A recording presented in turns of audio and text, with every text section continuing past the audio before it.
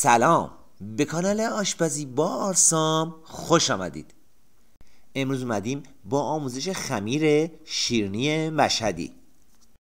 این خمیری فوق‌العاده خوشمزه و ساده است که در حرفه قنادی خیلی کاربرد داره و بهش میگن خمیر خشک.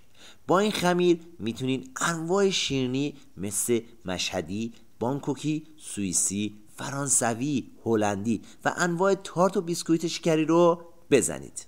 مواد لازم برای تهیه این خمیر: تخم مرغ 1 عدد، پودر قند 100 گرم یا نصف پیمانه، آرد سفید 320 گرم یا 2.2 پیمانه، وانیل 1 قاشق چایخوری، خامه یا بستنی 50 گرم، روغن صاف قنادی یا روغن 150 گرم.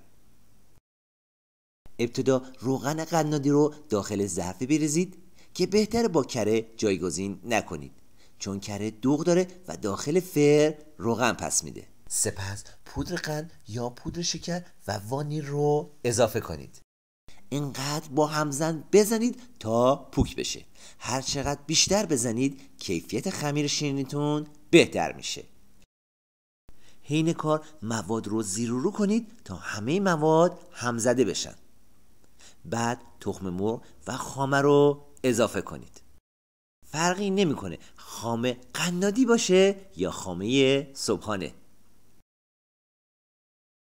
و در حد مخلوط شدن هم بزنید.